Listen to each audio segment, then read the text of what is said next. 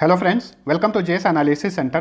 तो आज के इस वीडियो में डिस्कस करेंगे 28 दिसंबर का करंट अफेयर। साथ ही इसका पीडीएफ इस वीडियो के डिस्क्रिप्शन से आप डाउनलोड कर सकते हैं। तो दोस्तों, आज का करंट अफेयर देखेंगे उससे पहले पिछले क्लास का क्विक रिवीजन कर लीजिए। पहला क्वेश्चन है, केंद्रीय सड़क एवं परिवहन मंत्री नितिन गडकरी ने गाजियाबाद में किस एक्सप्रेसवे पर भारत का पहला इंटेलिजेंट ट्रांसपोर्ट सिस्टम लॉन्च किया है? ईस्टर्न पेरीफेरल एक्सप्रेसवे पर। इस एक्सप्रेसवे को कुंडली गाजियाबाद पलवल एक्सप्रेसवे भी कहा जाता है।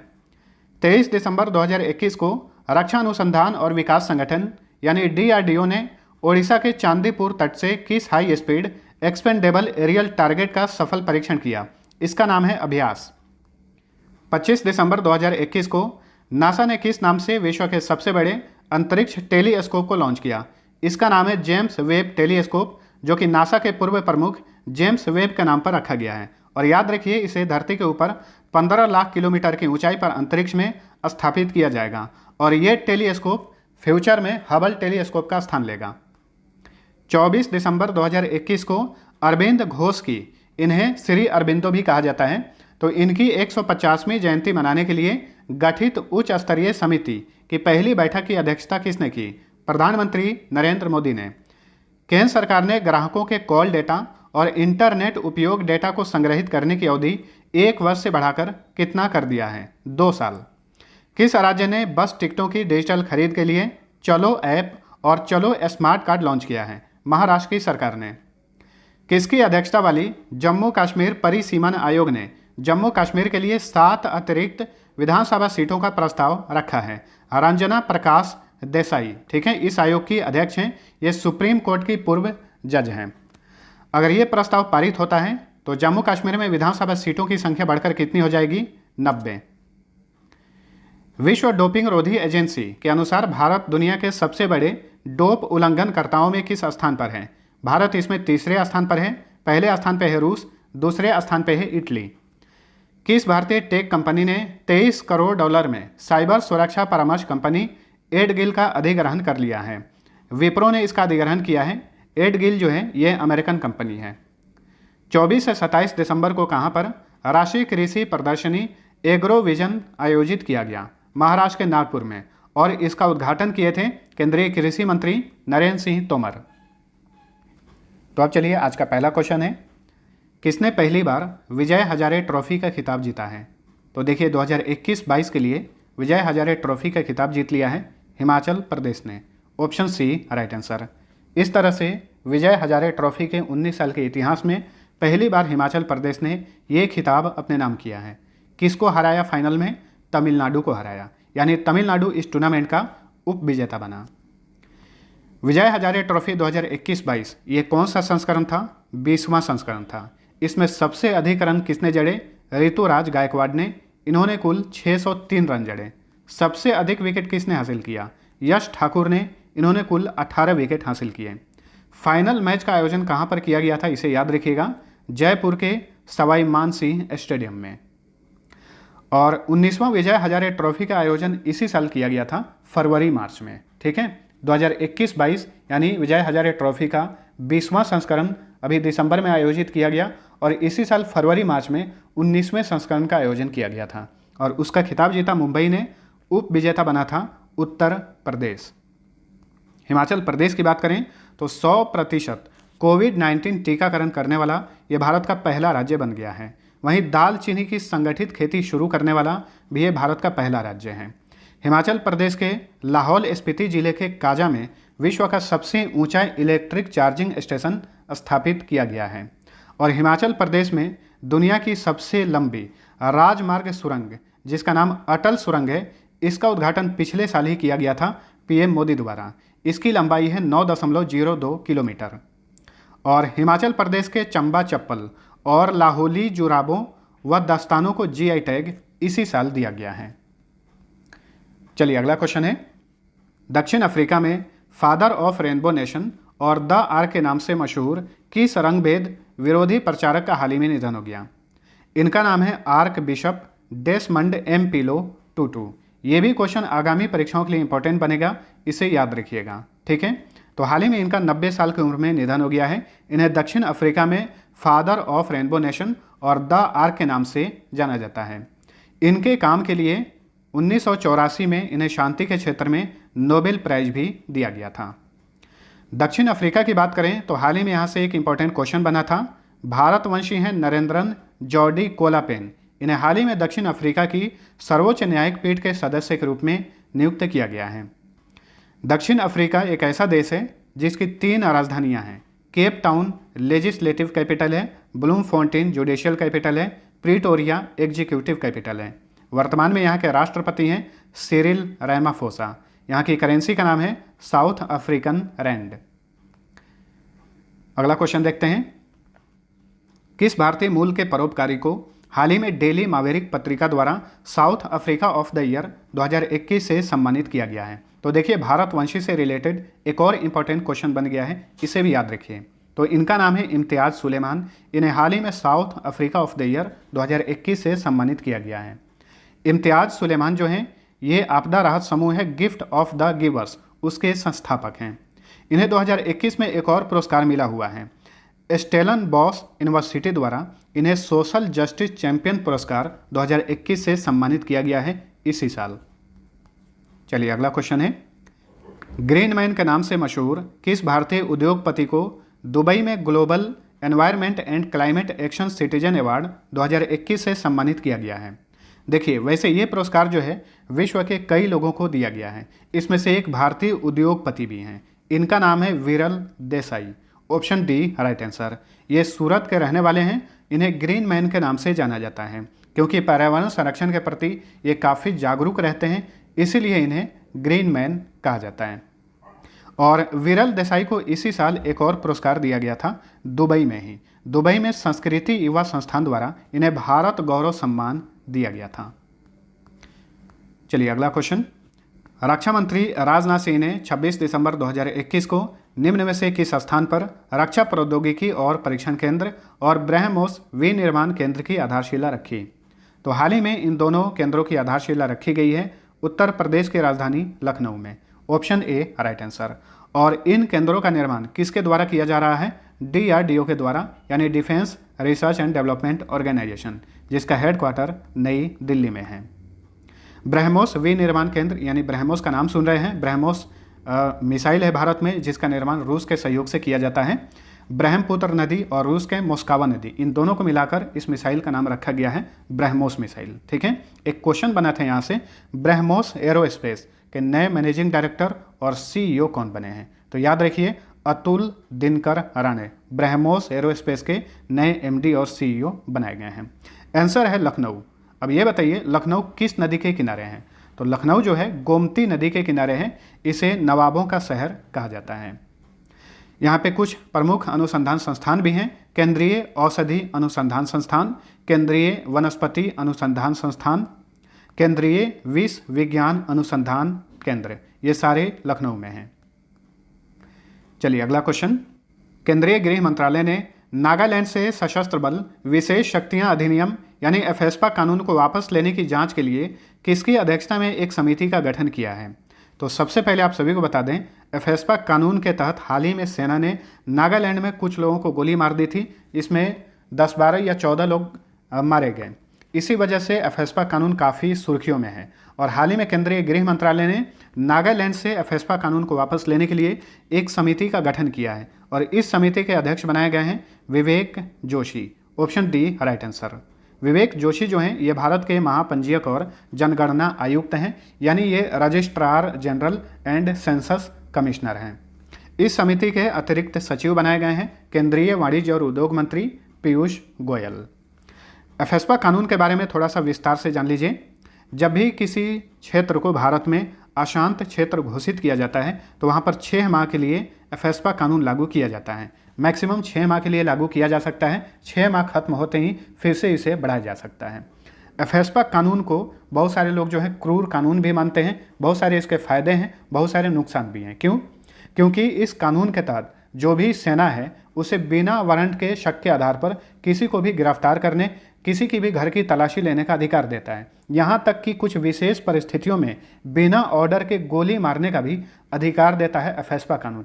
इसी वजह से ये कानून अक्सर सुर्खियों में रहता है। अब ये बताइए, इस कानून को कब बनाया गया था, कब पारित किया गया था? इसे 11 सितंबर 1958 को पारित किया गया था और ये कानून जो है अक्सर उत्तर पूर्वी राज्यों या फिर जम्मू कश्मीर में ही लागू किया जाता है। नागालैंड की बात करें तो यहाँ से 2 क्वेश्चन बने थे हाल ही में। नागालैंड के हैं नुक्लूफोम, इन्हें हाल ही में व्हिटली अवार्ड्स 2021 से सम्मानित किया गया है। व्हिटली अवार्ड्स को ग्रीन ऑस्कर भी कहा जाता है और इस तरह से ये पुरस्कार प्राप्त करने वाले ये भारत के प्रथम व्यक्ति बन गए हैं। इनका नाम है नुक्लूफोम। और इसी साल नागालैंड के राजा मिर्च को पहली बार लंदन निर्यात किया गया। एक है नागा खीरा, जिसे मीठा खीरा भी कहा जाता है, उसे हाल ही फिलहाल में जीआई टैग दिया गया है। अब इस राज्य का मैप देखिए। नागालैंड भारत का उत्तर पूर्वी राज्य है। 3 राज्यों से ये अपनी सीमा शेयर करता है, अरुणाचल प्रदेश, असम और मणिपुर। नागालैंड का गठन हुआ था 1 दिसंबर 1963 को। जिलों की संख्या 15 हो गई है। हाल ही में नागालैंड में 3 नए जिले बने हैं, याद रखिएगा। राजधानी है कोहिमा। नेफ्यू रियो यहाँ के सीएम हैं। गवर्नर हैं जगदीश मुखी। एक्चुअल में जगदीश मुखी ये असम के गवर्नर हैं। इनके पास नागालैंड के भी गवर्नर का अतिरिक्त प्रभार है। नागालैंड में लोकसभा सीट की संख्या 1, राज्यसभा सीट 1, विधानसभा सीट की संख्या 60 है। यहाँ का स्टेट एनिमल है गायल, स्टेट बर्ड ब्लाइट्स ट्रेगोपन, यहाँ का स्टेट ट्री है एल्डर और यहाँ का स्टेट फ्लावर है बुरांश। हॉर्नबिल यहाँ का काफ़ी प्रसिद्ध त्यौहार है जो कि हर साल 1 से 10 दिसंबर के बीच में नागालैंड में मनाया जाता है। ग्रेट हॉर्नबिल एक चिड़िया है, चिड़िया का नाम है और चिड़िया का नाम आते हैं, याद रखिएगा, अरुणाचल प्रदेश और केरल। ये 2 ऐसे राज्य हैं जहाँ की राजकीय पक्षी जो है हॉर्नबिल है। ठीक है। नागालैंड के प्रमुख लोक नृत्य हैं वार डांस, चोंग, खैवा, लीम, नुरीलाम, रेंगमा, नोगकेम, चिंता, कजरम, लिंग, कुर्सी नागा, चुमिके तथा दोहई यहाँ के प्रमुख फोक डांस हैं। इंटांकी नेशनल पार्क है, फाकिम वाइल्ड लाइफ सेंचुरी, रंगा पहाड़ वाइल्ड लाइफ सेंचुरी, पुली बैज वाइल्ड लाइफ सेंचुरी सारे नागालैंड में हैं। नागा, नबुई नागा तथा अंगामी यहाँ के प्रमुख ट्राइब्स हैं। चलिए अगला क्वेश्चन। हाल ही में लॉन्च पुस्तक Gajapati a king without A kingdom के लेखक कौन हैं? तो हाल ही में इस पुस्तक को लॉन्च किए हैं ओडिशा के मुख्यमंत्री नवीन पटनायक और ये पुस्तक ओडिशा के गजपति राजाओं के इतिहास पर आधारित है। इस पुस्तक के लेखक हैं Ashok Bal. Option C right answer. अब 2021 में जितनी भी महत्वपूर्ण पुस्तकें लॉन्च हुई हैं उनका एक बार फटाफट रिवीजन कर लीजिए। वैसे बहुत सारी पुस्तकें लॉन्च हुई हैं, उसमें से जो टॉप क्लास के पुस्तक हैं जो आगामी परीक्षाओं में पूछे जा सकते हैं उसे मैंने ले लिया है। एक बार इसे अच्छे से रिवीजन कर लीजिए। इंडियन इनिंग्स के लेखक हैं Ayaz Memon. 1971 charge of the Gurkhas and other stories की लेखक हैं रचना बिष्ट रावत। रीसोल्ड के लेखक हैं यूनाइटेड नेशन के पूर्व महासचिव बान की मून। लाल सलाम के लेखक हैं स्मृति ईरानी जो कि केंद्रीय महिला और बाल विकास मंत्री हैं और इनका ये पहला ही उपन्यास है, याद रखिएगा। इंडिया वर्सेस यूके के लेखक हैं Syed Akbaruddin. Cooking to save your life के लेखक हैं अभिजीत बनर्जी। इन्हें 2019 में अर्थशास्त्र के क्षेत्र में नोबेल प्राइज दिया गया था। ये भारतवंशी हैं, भारतीय मूल के अमेरिकी नागरिक हैं। होम इन द वर्ल्ड के लेखक हैं अमर्त्य सेन। इन्हें भी 1998 में नोबेल प्राइज दिया गया था अर्थशास्त्र के क्षेत्र में। बाई मेनिया हैप्पी एक्सीडेंट के लेखक हैं भारत के पूर्व उपराष्ट्रपति Hamid Ansari. It's a wonderful life के लेखक हैं Ruskin bond. Languages of truth के लेखक हैं सलमान रश्दी। स्टार गेजिंग के लेखक हैं रवि शास्त्री। ये भारतीय क्रिकेट टीम के पूर्व मुख्य कोच हैं। इन्हें आगामी LLC का आयुक्त बनाया गया है। लीजेंड लीग क्रिकेट जो कि रिटायर हो चुके क्रिकेटरों का ये प्रोफेशनल लीग होगा, ओमान में आयोजित किया जाएगा जनवरी 2022 में। उसके कमिश्नर बनाए गए हैं Ravi Shastri. The commonwealth of cricket के लेखक हैं मशहूर इतिहासकार Ramachandra Guha. The little book of encouragement के लेखक हैं Dalai Lama.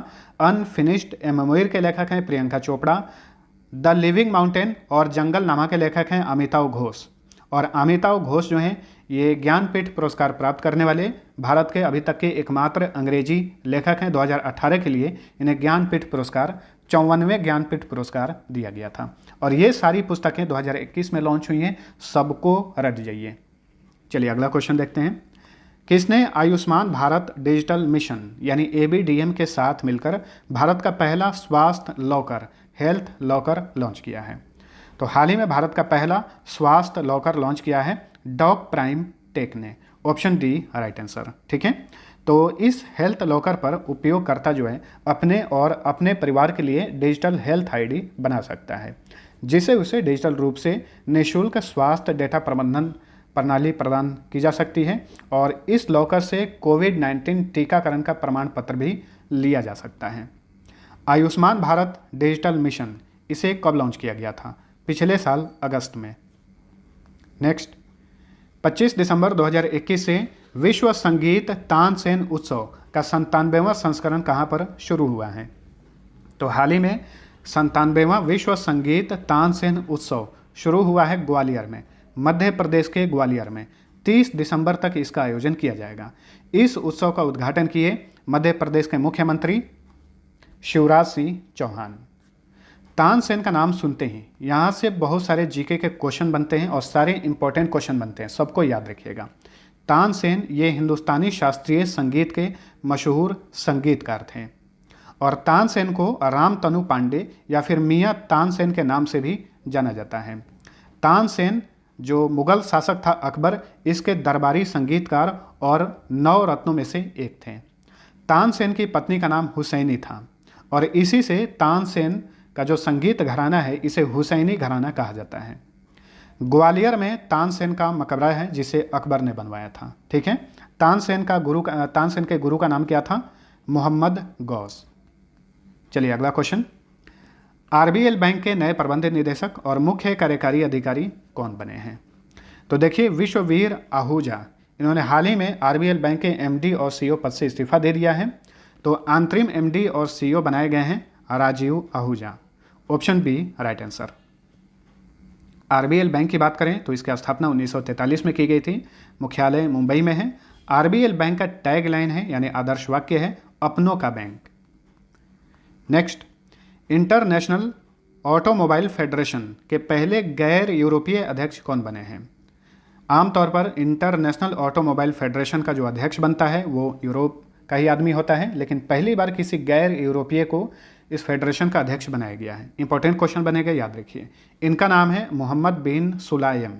Option A right answer. ये यूनाइटेड अरब अमीरात के रहने वाले हैं और इन्हें जीन टॉड की जगह नियुक्त किया गया है। किसकी जगह? जीन टॉड की जगह। इंटरनेशनल ऑटोमोबाइल फेडरेशन की स्थापना 20 जून 1904 में की गई थी। इसका मुख्यालय पेरिस में है।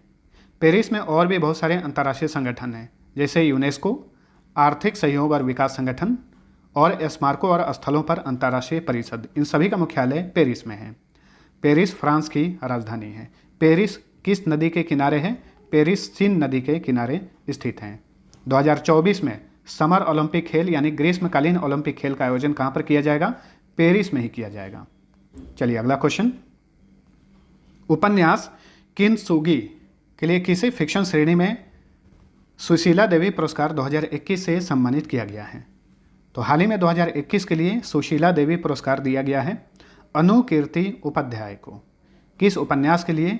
इनकी उपन्यास किंसुगी के लिए। तो ऑप्शन डी राइट आंसर। ये उपन्यास 2020 में लॉन्च की गई थी और ये जो पुरस्कार है सुशीला देवी पुरस्कार, ये रतन लाल फाउंडेशन द्वारा दिया जाता है।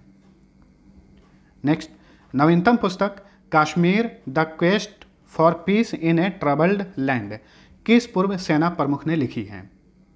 तो इसके लेखक हैं निर्मल चंद्र विज, जो कि भारतीय सेना के पूर्व प्रमुख हैं और ये पुस्तक हाल ही में लॉन्च हुई है, जो कि जम्मू कश्मीर के संघर्षों पर आधारित है। ठीक है, तो निर्मल चंद्र विज इसके लेखक हैं। ये बताइए वर्तमान में भारतीय सेना प्रमुख कौन है? भारतीय सेना प्रमुख यानी Indian army chief Manoj Mukund Naravane हैं। तो फ्रेंड्स, ये था हमारा आज का करंट अफेयर। वीडियो पसंद आया है तो लाइक और शेयर जरूर करना। अब लास्ट क्विज का आंसर जान लीजिए। पहला क्वेश्चन था, हाल ही में यूनेस्को की नई सद्भावना राजदूत यानी गुडविल एम्बेसडर कौन बनी है? राइट आंसर था ऑप्शन बी नाओमी कवासे, जापान की हैं। दूसरा क्वेश्चन था, अरुणाचल प्रदेश की सरकार ने किस अभिनेता को राज्य का हाल ही में ब्रांड एम्बेसडर नियुक्त किया है? अभिनेता संजय दत्त को। अब चलिए आज का पहला क्वेश्चन है, 1 दिसंबर 2021 को किस विषय के साथ विश्व एड्स दिवस मनाया गया? दूसरा क्वेश्चन है, दुनिया का सबसे नया गणराज्य कौन बना है? आंसर कमेंट करके बताइए। मिलते हैं अगले वीडियो में, तब तक के लिए टेक केयर।